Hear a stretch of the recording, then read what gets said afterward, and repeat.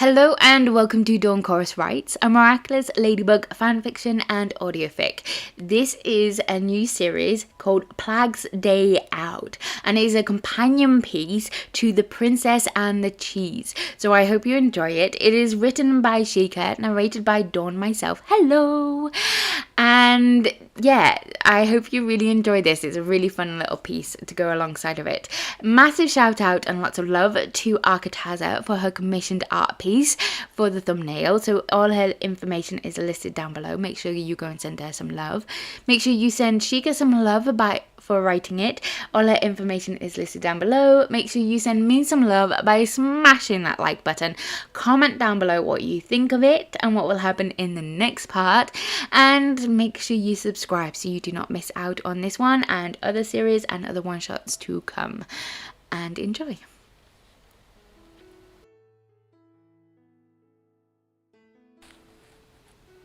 Chapter 2. Plagg and the Princess. Adrien and Marinette had made it to the library. Adrien had bowed her through the doors and the two Kwamis could feel Marinette trembling with nerves. "Is she always like this around Kitten?" he hissed at Tikki. She sighed. "Yes, poor thing. She can barely get a straight sentence out around him without the mask. And it doesn't help that he treats her differently from his other friends. Does he even know the difference between friendship and love, Plagg?" "Oh, he loves both sides of her, Sugar Cube. Never you fear. He just hasn't let himself realize it yet." "And you think this scheme of yours will help them?" she asked archly. "I'm sure this is what he needs. Besides, if it doesn't help them, it will at least be entertaining." She glared and elbowed him in the sides. "Sorry," they heard Adrien say softly. "That was a bad joke. I was just trying to make you laugh." Plagg lip-synced to the boy's words, rubbing the back of his neck and giving Tikki's kitten eyes. She giggled softly at his silliness and nudged him again. The kid was right.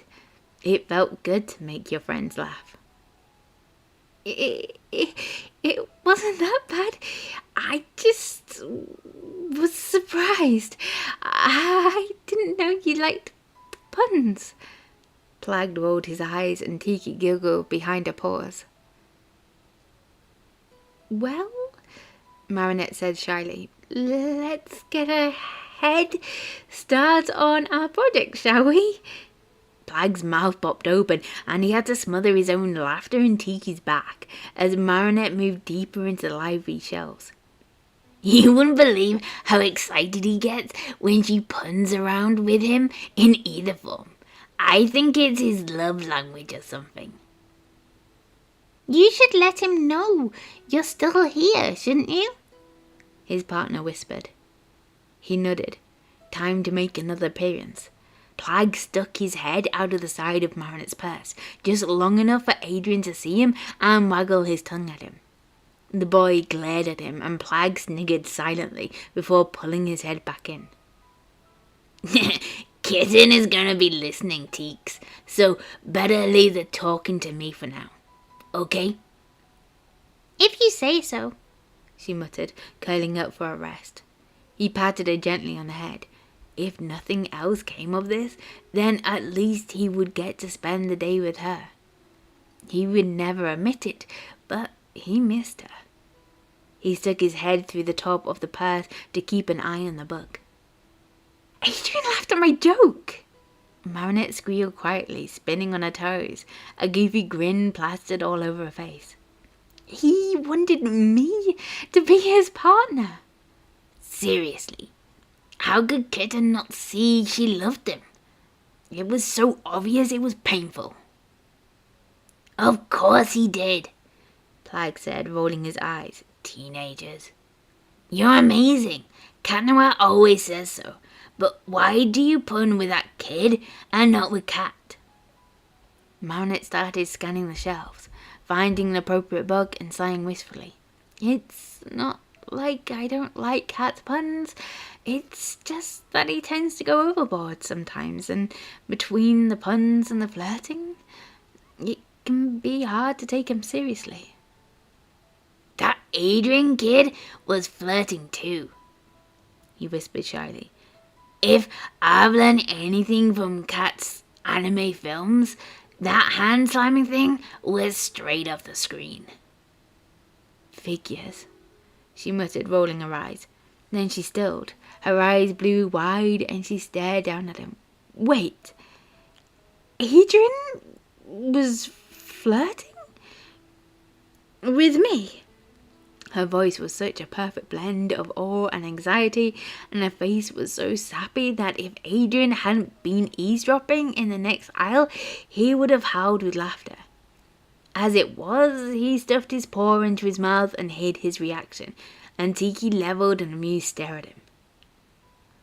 Oh yeah, can't you tell? She cleared her throat and her face turned red. It's not like I have a lot of experience with guys flirting with me, except for Cat, and I know he doesn't mean it, so... Who says? Plagg grunted, wishing he could see the look on Adrien's face. You should hear him talk about you. It's always princesses and princess that, going on and on. I think he has a thing for you, to be honest, but won't admit it to himself because of a ladybug. He could hear Adrien groaning softly at his words. Cat likes me. Marinette? Are you sure, Plagg? Why would I lie to you, kid? Besides, you are one of the few people he really trusts, which means I trust you too. She sniffled and started looking at the titles on the shelves. Not that you have much choice at the moment. Oh, believe me, princess, I know exactly what I'm doing. He popped up out of the purse just long enough to kiss her hand with an audible smacking sound. He heard a soft growling from the other side of the books and he smiled widely. You're just a little softy, aren't you?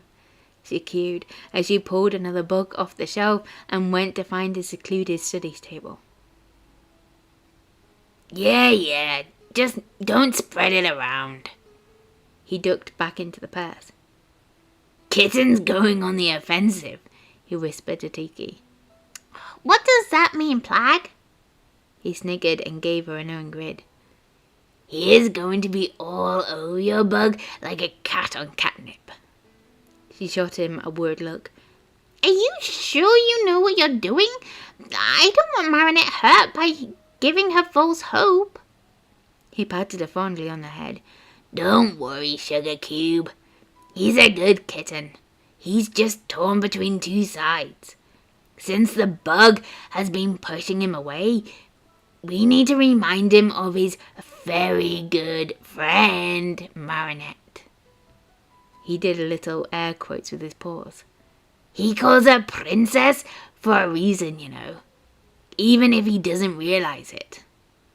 Do you think he knows that a princess has always outranked a lady? Possibly. I think it's just because, deep down, he doesn't feel worthy of Marinette. Nor does Adrien anyway. She feels the same about him. Oh, the poor dears are gonna break each other's hearts one of these days. The purse began to tremble as Marinette's nervousness grew. Adrien is probably trying to put his arm around her. Plagg giggled. By the way, Teeks, why is your bug pushing Cat away? She can't dislike him that much. His partner sighed. It's complicated. Fluff's future holder took us to a future where Cat had been akumatized. He destroyed everything, even the moon, Plagg. She fixed it, but she was broken in the process. Marinette is afraid of losing him, but even more so of him learning who she is, since Future Cat knew her real name and said they were in love. It haunts her dreams almost every night, but it's only rarely that she remembers them. She sniffled and wiped her eyes with a red paw. Plagg frowned. Poor little bug.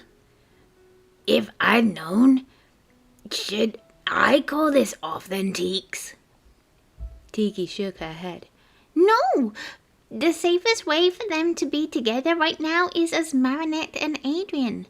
If they are together, even without an unmasking, it will make them stronger. You know that, and from what you've said, they both need it. Yeah, I do, he said, rubbing the back of his neck. I just wish I could tell them, or at least make it easier somehow. Tikki scratched behind his ear and he gave out a grumpy purr. Come on, softy. So what's this grand scheme of yours?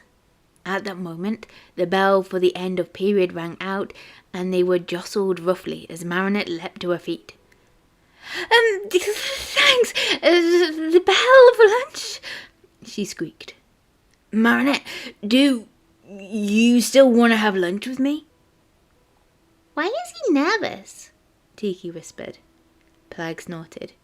You should have heard him before he asked her to autograph the album cover she designed. I have a feeling things are about to get interesting. Adrien? Yes, Marinette? Is everything okay? Why do you ask? Well, because you aren't acting normal. I mean, normal for you. No, not that you're ordinary. Far from it, you're extraordinary. I'm the one that's ordinary, just normal, and then that what is normal anyway, and... Plagg rolled his eyes and Tikki giggled. Marinette, I'm fine, really. Then why did you ask me to be your partner? Usually you and Nino... Her words trailed off and her purse was shaking again, nervously. The bug could dive off buildings, face down nightmare Kumas, and was guardian to the Miraculous box. Why couldn't she just tell Kitten she loved him already? Ugh, teenagers. I just wanted to spend more time with you, Adrien replied, sounding embarrassed. You're special to me, Marinette. I just wanted to work with you, to spend time together. Is that okay? Of course, she answered shyly. Would you like to go to my lunch for house? I mean, house for lunch. Papa said he's making quiche today. She's a winner, your bug, Plagg hissed. She remembers he likes quiche. I bet he's grinning like an idiot over it too.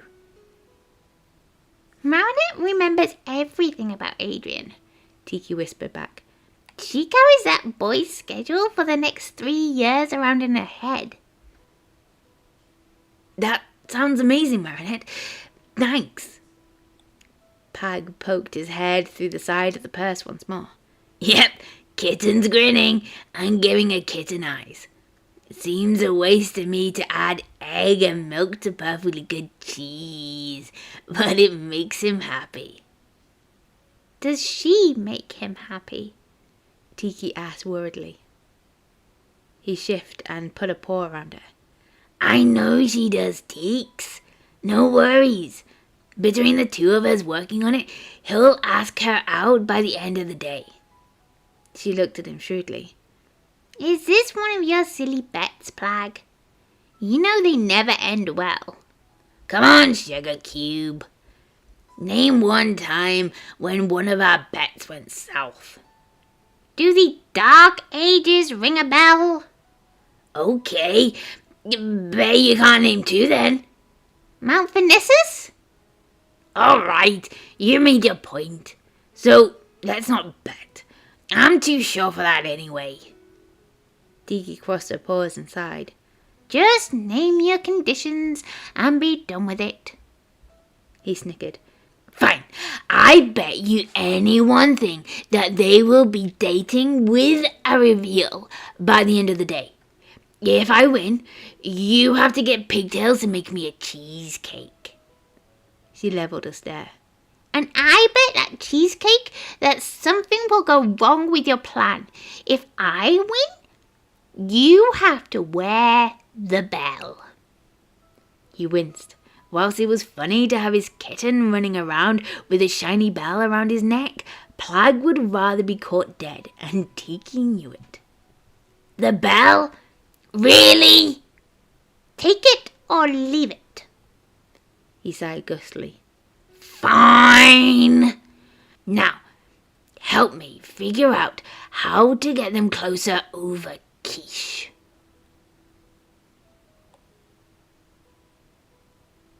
Thank you for listening to part 2 of Plagg's Day Out. Oh, I love it. Plagg and Tikki scheming. Make sure you send Jheqia lots of love for writing it. Make sure you send me lots of love by smashing that like button. Comment down below what you think of it and what will happen in the next part. And remember, Princess and the Cheese comes out first. So check that one out and then check this one out a day later. And make sure you subscribe so you do not miss out on future parts. Hit that notification button, and I hope you are good, and I'll speak to you soon. Bye.